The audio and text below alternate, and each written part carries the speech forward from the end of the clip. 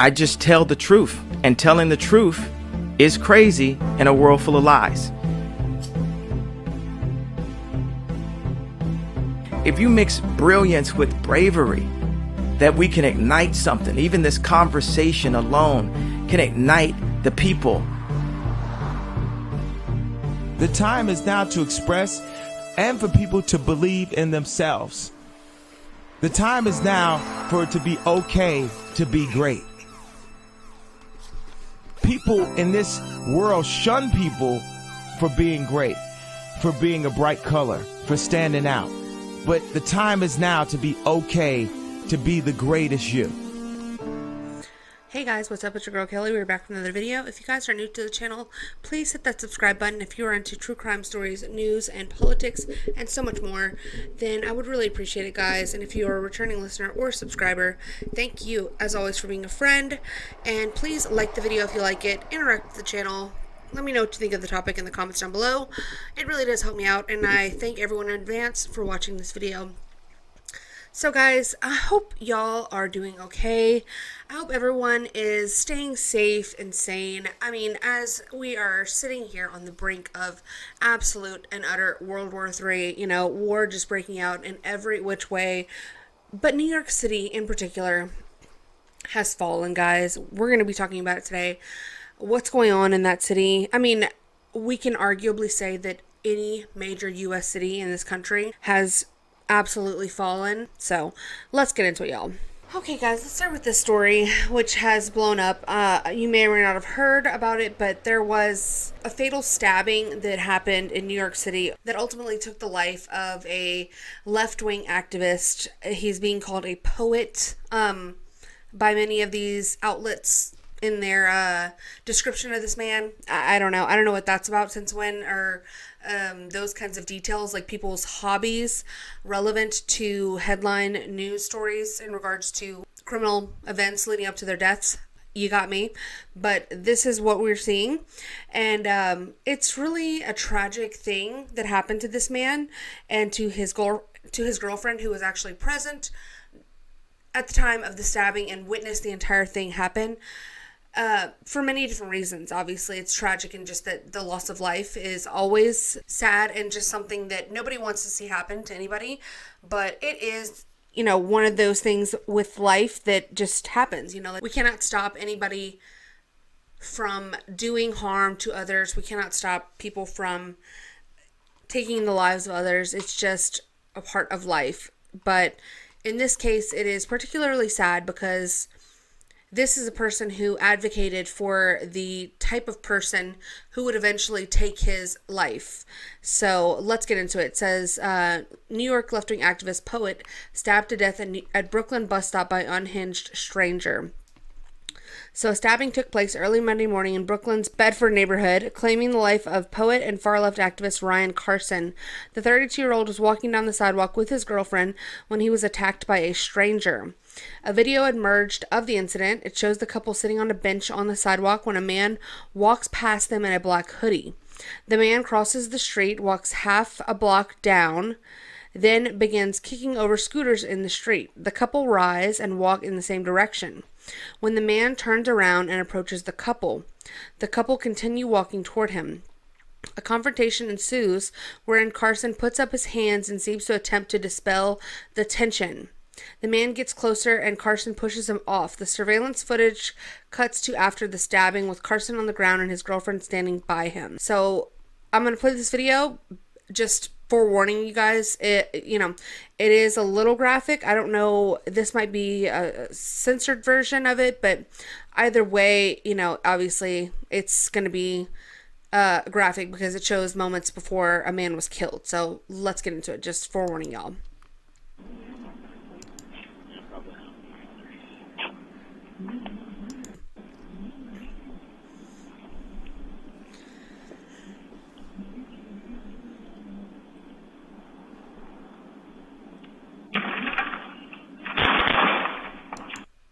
So if it didn't stop you, the fact that he walked past you in a hoodie at 4 a.m. by himself, looking kind of crazy, you'd think that him starting to then ransack and trash these property, these scooters and this property here on the street would immediately make you turn around, go the other way, cross the street. I don't know. Oh, I mean, am I crazy?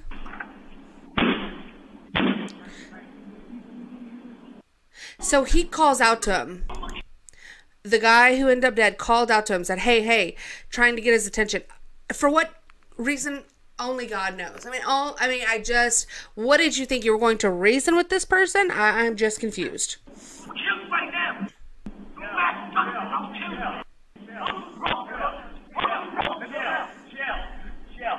Yeah, chill. Yeah.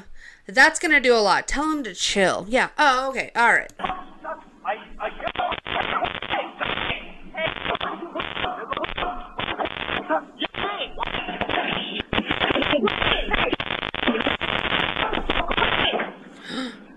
Oh my God. I'm so sorry. Are you Go watch him. This one right here, the girlfriend of the man who's just been stabbed, tells this other young lady, go watch him. Not call the police. No hurry to try to give first aid to this man. Just go watch him. So, I mean, first of all, I would have told the lady to go and, kick rocks. I'm not watching anybody who just stabbed somebody, okay? He can do what he wants to do. I'll be, as far away from the situation as possible. But the fact that she's still just standing here, and I get that, he just came back and, got in her face, but there just seems to be very little urgency, and that's what a lot of people are commenting on from this woman in regards to caring for this man, her boyfriend, who is lay dying in the streets.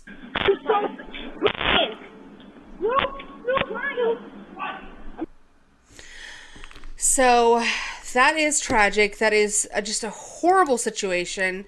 I can't even begin to imagine it.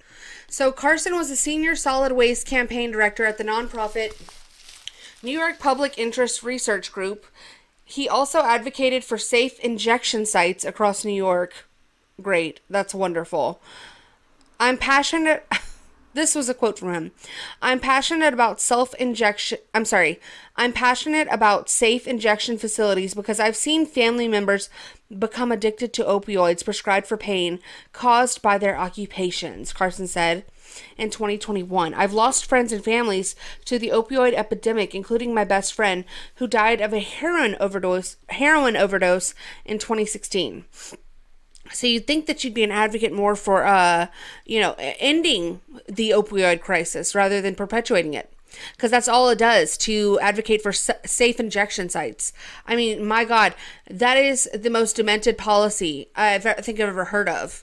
So instead of trying to put an end to people doing drugs out on the streets and killing themselves slowly with these opioids and these synthetic drugs, no, let's allow them and make it easier for them to inject themselves with these things. It's really sick and counterproductive.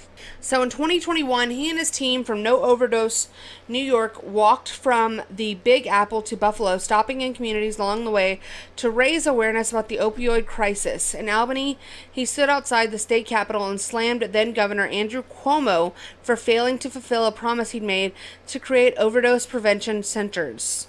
In addition to being an activist, Carson was a published poet. So surprisingly, it actually did not take long for them to find, or at least to ID the person of interest in the stabbing of this man. And sources said the teen works at a high school in Clinton Hill and is known to frequent the area of Commodore Barry Park in Fort Greene. And this is the couple, I guess this was the night of the actual stabbing. Yeah, very tragic. So about 2 months ago, the aunt of the teen called 911 to report that her nephew, whom she described as mentally disturbed, had become irate and smashed items in his girlfriend's apartment after a fight. Investigators believe the attacker may again have been arguing with his girlfriend before he randomly lashed out at Carson, a complete stranger who happened to be in his path. So maybe that was his girlfriend that was there on the scene with him. It doesn't really specify, but it does say that the person that did the stabbing was seen on the corner with a female acting very agitated prior to the stabbing. So this here was the supposed suspect who they're calling a teen. I never understand why They try to infantilize people who are criminals. I don't care if he's 18. I don't care if he's 17. I don't really care if he's 16. If he does a violent murder, violent act, I mean, you're just a person. You're a person who did, you're a violent person who is a thug and should be put away behind bars. No need to qualify you as a teen. No need to do any of that. Scholars, whatever you want to call them. Yeah, there's just no need for it. Oh my God. As Mr. Carson lay dying on the sidewalk, the male with the knife kicks him in the chest, threatens to stab the woman companion, and spits in her face. I mean, ooh. A woman believed to be the assailant's girlfriend yelled at him to stop and apologizes to the couple as she mutters the name Brian. So, during Carson's 13 years in New York City, he became an outspoken activist for the environment and sustainability, and had a knack for rallying people around a cause. A former classmate of Carson's, Acadia Cutshaw, 32, said he was her best friend and recalled a time he was able to persuade a mugger not to rob him. Okay. I was present once when he literally talked a guy out of mugging him. He gave him some money.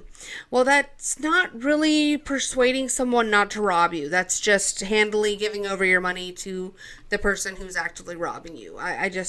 This community policing, this whole idea of talking some sense into criminals, just trying to advocate, just trying to be there to lend an ear, lend a shoulder to cry on, lend a helping hand to these criminals, these violent people who there is no talking to them. It's absolutely absurd to me.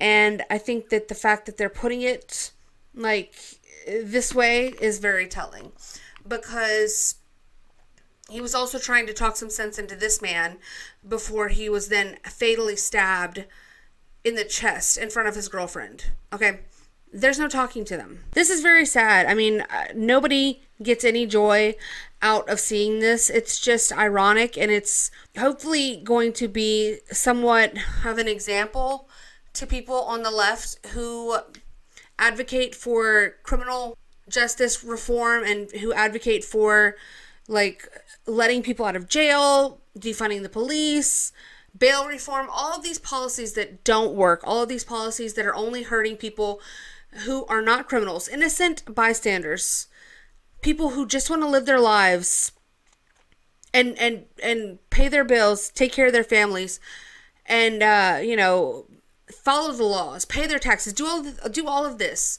Those are the people who it hurts ultimately. And it's reaching a fever pitch that it's almost becoming too late to really pull it back in a meaningful way. So they actually did find the person responsible for Ryan Carson's death, and it was 18-year-old teenager Brian Dowling, accused of stabbing Ryan Carson, apparently sobbed as he was marched out of an NYPD precinct to face first-degree murder charges. I don't know why you're crying now, sir. Why don't these younger people have some sort of outlet for their anger? Why is this so bad that we're seeing now this huge uptick in violence coming from this age bracket? You see this more often, and you see this coldness towards humanity and this disregard for human life and humanity in general. So, did you make your mom proud? Did you make your mom proud? Oh wow, not you taunting him. Why did you do it? Lord. No, he don't apologize, you idiots. So now not only did the activist Ryan Carson lose his life, this man has lost his life as well. He'll be spending the rest of his life behind bars, hopefully, if the justice system prevails. And people have been affected for the rest of their lives as well. It's this senseless violence. There was no reason for it. So, what do y'all think, guys? Let's move on to the next thing. We're going to talk about the immigrant crisis in New York City. These are supposed to be sanctuary cities, and you're seeing a lot of pushback from the citizens that don't want it anymore. They were more than happy to grandstand and to virtue signal when it wasn't knocking on their doorstep. But now that people are calling their bluff and they're sending these illegal immigrants to their cities, making it their problem. As it turns out, now they care. Now it is a problem, and they do want it to stop, and it's getting out of hand. So Jean Carlos Marion Espinoza has a smile as bright as the lights of New York City. Gag. Standing on a corner in Midtown Manhattan, he talks about the generosity shown so far to him and his family. A hotel room, food, and clothes. He tells CNN he and his wife fled Venezuela to escape the poverty, violence, and crime that is rife under the repressive regime of President Nicolas Maduro, and says he is happy to feel safer and freer. But then his grin fades. You have to smile so you don't cry, because if you cry, then you get desperate. He is one of thousands of asylum seekers from all over the world to arrive in New York City this summer, straining local resources and becoming a visible sign of the humanitarian influx many hundreds of miles away at the southern border. Some of those seen chatting on the streets during the day have been bussed up from Texas, and some have arrived on their own, but under a local mandate, the city must offer shelter to all. That's how Marion Espinoza and his family got a room at the Roosevelt Hotel, and it's through the city's assistance that they have been eating and getting new clothes to replace all the belongings he said they lost crossing the Rio Grande from Mexico into Texas. The king-size bed, TV, and air conditioning they now enjoy are a far cry from the conditions they faced in the month they spent getting to the United States, when they slept when they could and were hungry most of the time. Here with the food that they've given me, I've fattened up a bit. Before I was very skinny. Mayor Eric Adams has said the cost of the migrant crisis could destroy New York City unless there is more state and federal help. The money's gone. You people are fucking retarded. The money is gone. We've just sent more money to Ukraine. Now we're having to send it to Israel. I mean, when are we going to take care of ourselves? There's people who are homeless.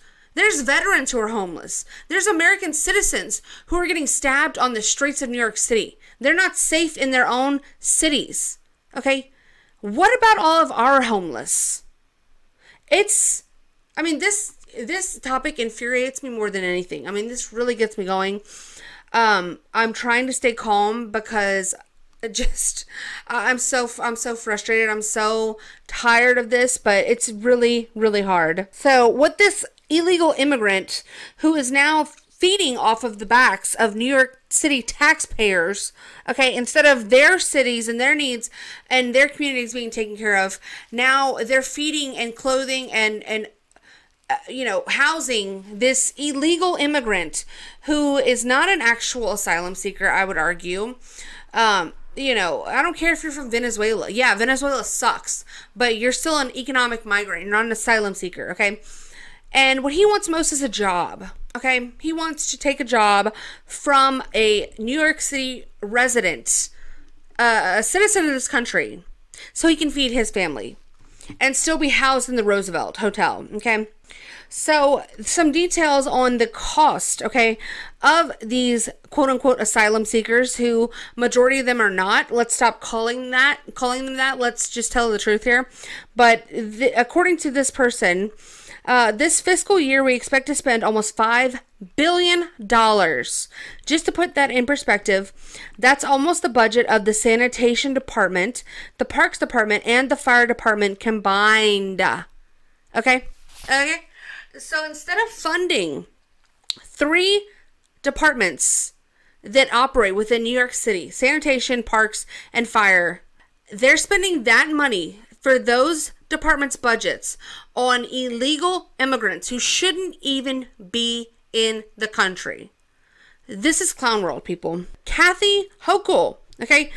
Oh yeah, the bitch. How this woman was elected is beyond me, okay? She was installed into her position because of Andrew Cuomo, and then for some god-awful reason that I will never understand, the people of New York, by way of either a stolen election or whatever the case may be, somehow the grace of God elected her. Governor Hochul announces 18,000 jobs available to asylum seekers and migrants as part of statewide initiative to move individuals out of shelter and into independent living. Well, that's just great, ma'am. So these people are not looking out for you. They are looking out for everyone else but you. Every other country, every other citizen of every other country that doesn't belong here. That's who they want to help. Not you. Not your family who's struggling with inflation and having to pay the taxes of this godforsaken country. And then those taxes get turned around and used on everyone but you. It's a national disgrace. It is so sickening. It really does make my stomach turn. So the people of Staten Island are not happy about this at all. So let's see what they have to say here. Now to the migrant crisis.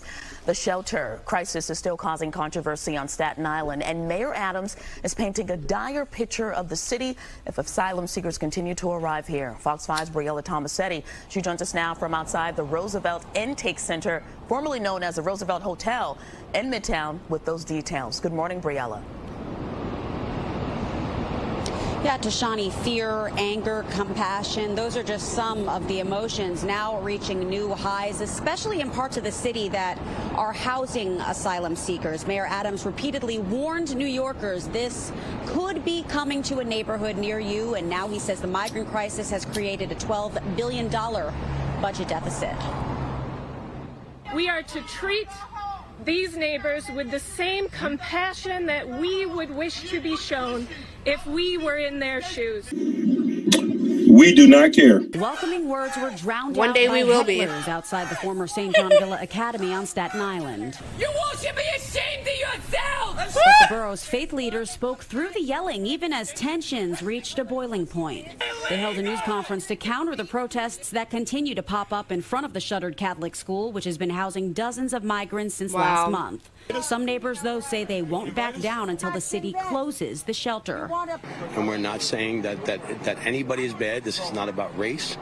This is about protecting our children. We want to take care of Americans first. Amen, The issue girl. uniting politicians on both sides of the aisle. In recent days, New York's Republican lawmakers have called for a special session to address the The need to qualify your statements also drives me fucking nuts. Okay, can we please, as Americans, as people who have the right to this country and this land, can we please just stop apologizing for our statements and saying we're not saying anybody's bad, okay? It's not about race, not about any one particular group of people. We love everybody, okay? But y'all need to leave. Can y'all please leave? We love you, but please go. No, absolutely not. Stop it, please, for the love of God, before my head explodes. Stop apologizing in advance of your own statements that are advocating for yourself, your family, and your communities, okay? Please, just tell it like it is. Be truthful. Tell these people they're not welcome and to get the fuck out. I don't care if you think that I'm bad saying that. I don't care if you call me an ist, a phobe, or whatever. I don't care anymore. It's America first, and that's it. I don't care. And so that shouldn't even need a qualifier, because there's Americans of all different colors, races, whatever. It's America first. And that is it. For escalating migrant crisis. Jennifer Rajkumar, a Democratic state assemblywoman, said on Twitter that she's introduced a legislative package paving the way for a statewide response to the crisis. While speaking with reporters in Albany, Governor Hochul said she's exploring all of her options. Oh, is she? This issue will destroy New York City. Destroy New York City. Mayor Adams, in the meantime, took his rhetoric about the migrant crisis to a drastic level in remarks delivered at an Upper West Side town hall meeting Wednesday night. Never in my life have I had a problem that I did not see an ending to. I don't see an ending to this. The numbers speak for themselves. 110,000 migrants have passed through New York City since spring of last year. Nearly 60,000 asylum seekers are currently under the city's care at more than 200 emergency shelters and 16 humanitarian relief centers. More than 20,000 migrant children are now enrolled at the city's Miss me with the bullshit, please. The 20,000 enrolled school children in public schools paid for, again, by your tax dollars. Okay, these people, these 20,000 children, their parents have not put a dime into these broken school systems that are really shit to begin with, but now they're going to be even more shit, because now your children will be struggling. Your children will be affected by it, because the teachers that are teaching these children don't speak their language. They're going to have to stop to explain, to translate, to whatever. It's going to be a hindrance on your children now. So congratulations. Public schools. We have to feed, clothe, house, educate the children, wash their laundry sheets, give them everything they need, health care. Ridiculous. Top Republicans, including House Speaker Kevin McCarthy and former Vice President Mike Pence, applauded Adams for criticizing the Biden administration over its handling of the migrant crisis. Wow. Congresswoman Nicole Maliotakis also found herself aligned with some of the mayor's sentiments, but said he needs to acknowledge that he is part of the problem here. For now, we're live in Midtown. Tashani, back to you. He's the freaking mayor. Thank you. Yeah, thanks, Briella. Great fucking job. So yeah, he is the problem. He's the mayor. And let's just take a look at a little bit of how it started versus how it's how it started versus how it's going, okay? So this right here is how it started, okay? And Eric Adams, turtle face himself, okay? He left his shell back in New York City and threw on this polo so he could head down to, you know, Colombia and Ecuador, okay, to find on a fact-finding mission, okay? This is from Twitter. Heading off on our asylum seeker fact-finding mission. This crisis didn't start in New York City, but we're stepping up to lead and develop solutions at the local, national, and international level. Well, Mayor of New York City, that is mighty noble of you, sir. I mean, who cares what's going on in the city that you are in charge of? Yeah, let's jump on a plane, an international flight to countries in faraway lands to try to figure out what's going on here? Where did all these people come from? Why are they coming to the United States? Well, genius. You know, all you got to do is look around and have some sort of, you know, sense of understanding to know what is going on here. Why are all these people coming? Well, maybe because we're fucking letting them, and we're sheltering them, we're housing them, we're giving them food, we're giving them king-size beds at the Roosevelt Hotel in New York City. I don't know, it's not rocket science. I'm not a mathematician, but I seem to be able to put two and two together. We are pulling off now to Mexico to speak with our leaders there and to really start the process of understanding the flow of migrants. Oh, you need to understand that? City and throughout the entire country. This is the type of conversation I believe we need to look at both local, national, and international to come with a resolution. Oh, is that right? Oh wow, you're doing the Lord's work, aren't you, Mayor Adams? You're really getting down to the root of the matter, aren't you? You're just you know, Sherlock Holmes, because you've got your magnifying glass and your go-go gadget kit and you're ready to figure it all out. The world's problems are nothing compared to this turtle head. So that's how it started. Okay, let's take a look at how it's going, because it seems like Mayor Eric Adams, he got the call, guys, and we all know what call we're talking about here. You know, the call. He got it, because this is now what he had to say after returning from his little Carmen Sandiego trip around the world to try to figure out what's going on with all these migrants. I don't know.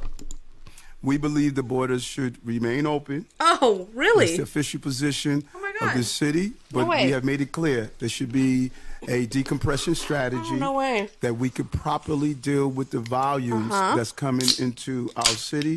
Smart, and no cities should have to carry the burden of a of the national government. Wow. That's so it took you an international flight, probably paid for, again, your tax dollars, New York City. I hope you're happy out there. It probably on taxpayer dime, international flight around the world. You know, he went on vacation, really, in actuality, to talk to some people out there, to come back and give a statement that the borders should remain open. Okay, you know what? Just go fuck yourself, Eric Adams. You got the call. It's obvious. They told you, hey, you need to stop with this getting to the bottom of things. Take the migrants into your city, bend over, prepare your ass cheeks for penetration, and just shut up, okay? That's the message, okay? We're not having any of this pushback. We're not having any of this, you know, advocating for the citizens of your city, okay? We're not doing it. You, Eric Adams, just need to shut the hell up and allow what's going to be done to you to be done to you. And he said, okay, whatever. Thank you. I'll have another. So it's really so over for New York City with this kind of mayor, this kind of attitude, and this kind of messaging of let's keep the border open. Yeah, you know what? I hate it. I hate all of you. I just want to move to Poland at this point because at least they protect their border. So let's move on to the most embarrassing story of this discussion, and that's what's going on with President Trump. Save money, bring bitches, bitches bring lies, the dope thing. It seems my main thing was to be major, paid the game sharper than the motherfucking razor blade. Save money, bring bitches, bitches bring lies. One nigga's getting jealous and motherfuckers die. Depend on me like the first and 15. They might hold me for a second, but before gon' get me. We got 4 niggas and low riders and ski masks screaming thug like every time they pass. All eyes on me, little life of a thug nigga until the day I die. Little life of a boss player. All eyes on me. All eyes on me, little life of a thug nigga until the day I die. Little life of a boss player, cause even getting high. Hey, to my nigga Pac. So much trouble in the world, nigga. Ain't nobody feel your pain. The world's changing every day, time's moving fast. My girl said I need a race, how long will she last? I'm caught between my woman and my pistol and my chips. Triple beam, got some smokers on, whistle as I dip. I'm lost in the land with no plan, living life flawless. Crime balls, contraband. I'm not going to spend too much time on this because there's a lot that I really just don't even understand. The long and short of the case, from my understanding, is that basically they are going after President Trump for all of his assets, all of his properties, to try to get them taken away from him, claiming that he defrauded the banks. Now, the banks have no complaints. They were paid back in full with interest. Nasty woman, Attorney General, Letitia, whatever. I don't even know her. I don't even care. She decided that she was going to, one way or another, be dragging Trump into court. So she fabricated and pulled this case out of her ass to try to say that Trump defrauded the city of New York by overvaluing his properties. And now they're trying to seize his property, allow him to not do business in New York City anymore. His son's included in that.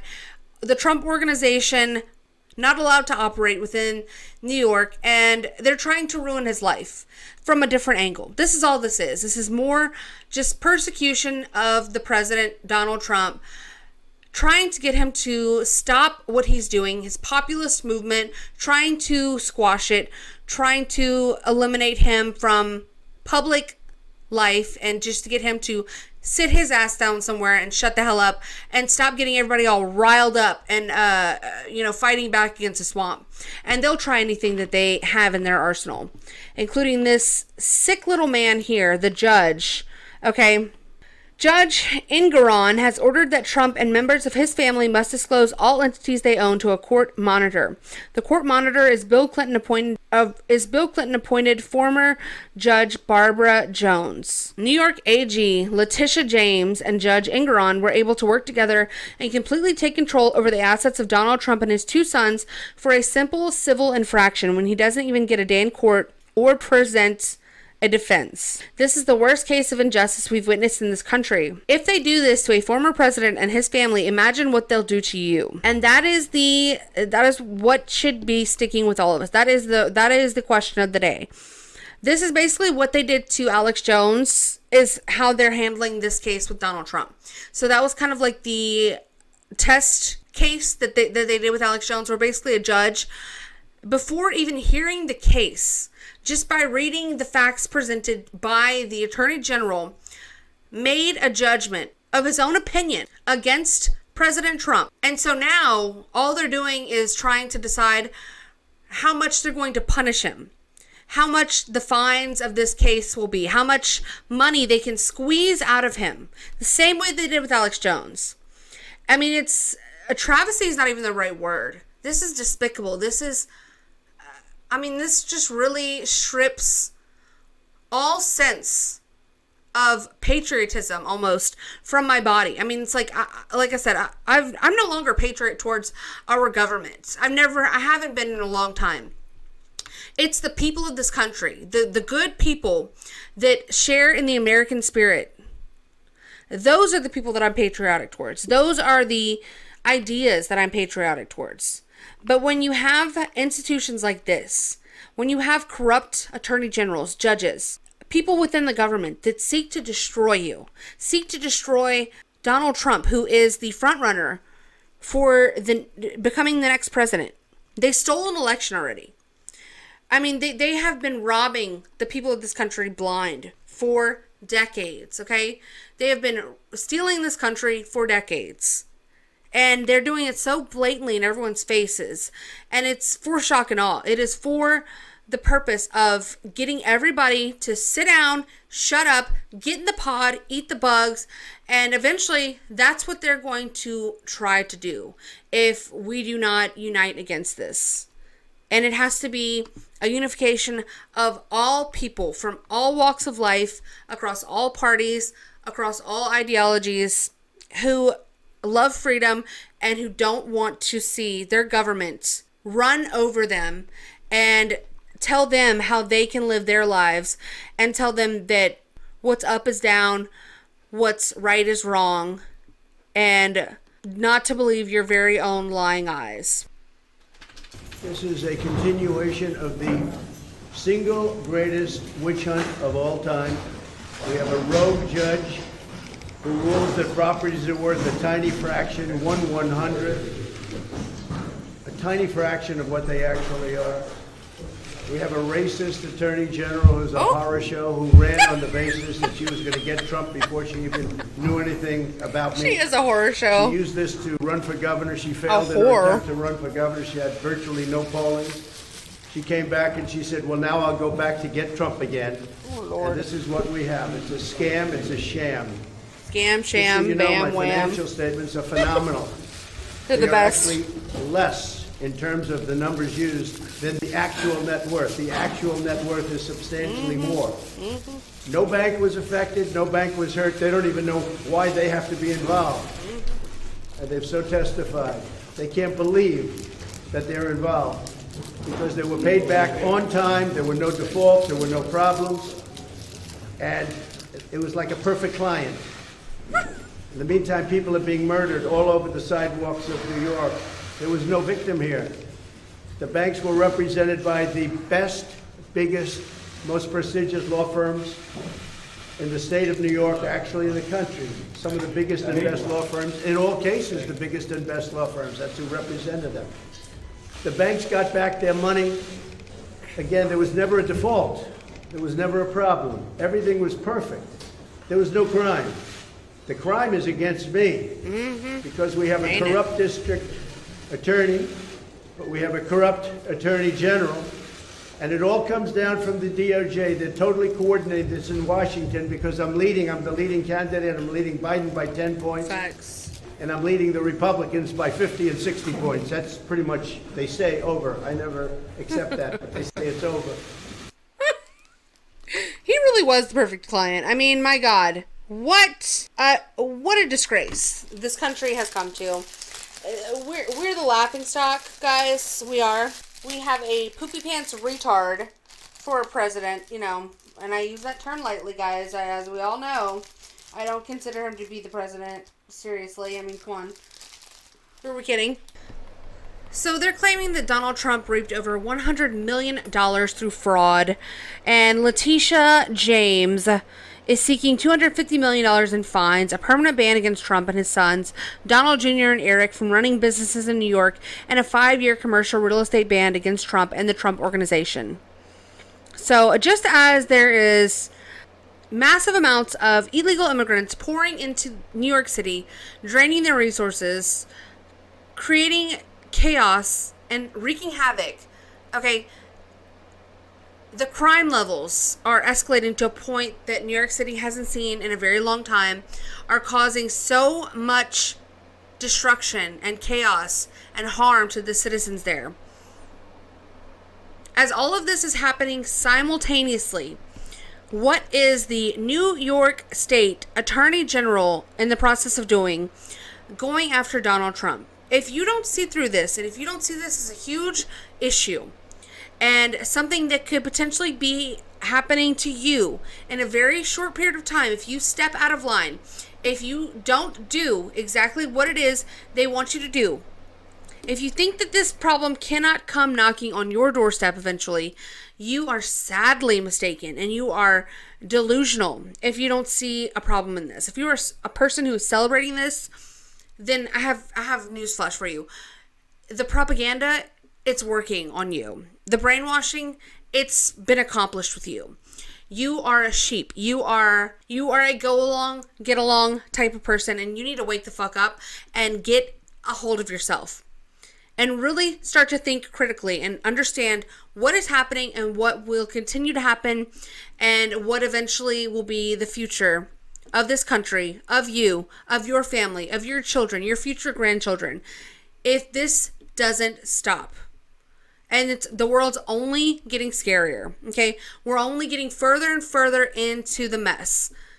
This is a huge problem. And the fact that they can continue on with this charade and do this in all of our faces so blatantly while everything that's been going on with the world is going on, it's a scary thought. I mean, it's very defeating. It's very black-pilling. And I'm sorry, this video was very black-pilling. I mean, there's really nothing positive to say about the events that are unfolding in New York City and all across our country and all across the world. But it's something to be aware of, and it's something to speak out against.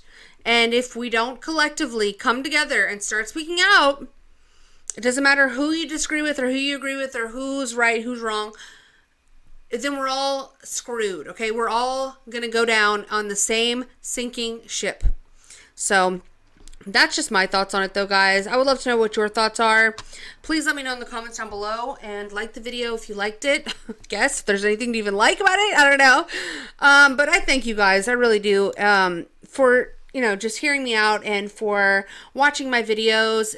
I really do appreciate y'all. I make these videos because I care and because it's one of the only ways that I feel like I can, you know, make any sort of a difference for now until, like, you know, there's you can only do as much as you can do. So this is just my way of trying to stand against the powers that be that want to strip us of our dignity, our country, and our rights as a people, as American people. And I love you guys. I love my fellow Americans, and I appreciate y'all so much. So, yeah, guys, subscribe to the channel, and until next time, I will see y'all later. Bye. I just tell the truth, and telling the truth is crazy in a world full of lies. If you mix brilliance with bravery, that we can ignite something. Even this conversation alone can ignite the people. The time is now to express and for people to believe in themselves. The time is now for it to be okay to be great. People in this world shun people for being great, for being a bright color, for standing out. But the time is now to be okay to be the greatest you.